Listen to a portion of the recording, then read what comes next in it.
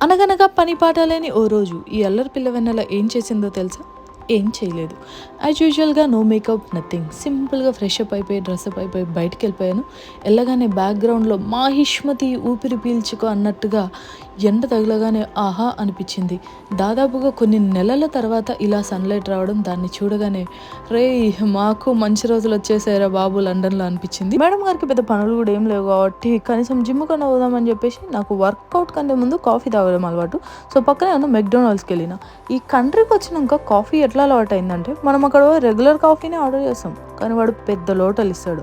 అది రెస్టారెంట్‌లో కూర్చొని తాగినామనుకో, అది చల్లారి మనం మెల్లగా తాగేలోపు గంట పడతది. అదే మనం ఆ కాఫీ టేక్ అవే తీసుకొని వర్క్‌కో లేకపోతే ట్రావెలింగ్‌లో ఉన్నామనుకో, మినిమమ్ 2 గంటలు పడతది. అంటే అది కాఫీ తాగడం స్లో అని గాదు. ఆ క్వాంటిటీ అట్లుంటదనమాట. మెక్‌డీలో గానీ, కేఎఫ్‌సీలో గానీ పోంగానే ఇట్లా డిస్‌ప్లేలు ఉంటాయి. ఆ డిస్‌ప్లేలో మనకు నచ్చింది మనమే ఆర్డర్ చేసుకొని పే చేసుకోవాలి.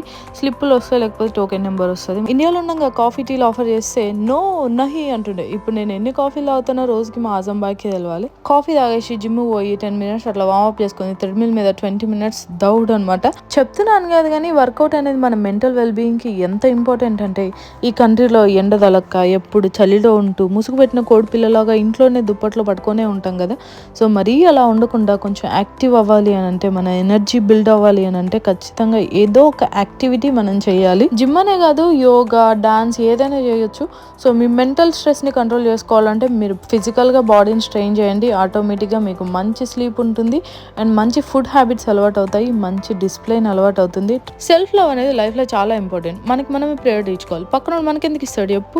సో జిమ్ అయిపోగానే అట్లా చేసేపు అద్దంలో చూసుకొని మురిసిపోయి 4-5 ఫోటోలు కొట్టుకొని బయటకు వచ్చిన, బయటికి రాగానే అనిపించింది దేవుడా 6 తర్వాత కూడా చీకటి అవ్వట్లేదా అంటే, మనం వింటర్ అయిపోయి స్ప్రింగ్లోకి వచ్చేస్తున్నాం అనమాట. లండన్ స్ప్రింగ్లో చాలా బాగుంటుంది. మరిన్ని వీడియోస్తో మీ ముందుకు వచ్చేస్తాను. మరి ఈలోపు ఏం చేయాలో తెలుసుగా, సబ్స్క్రైబ్ టు నేను మీ వెన్నెల.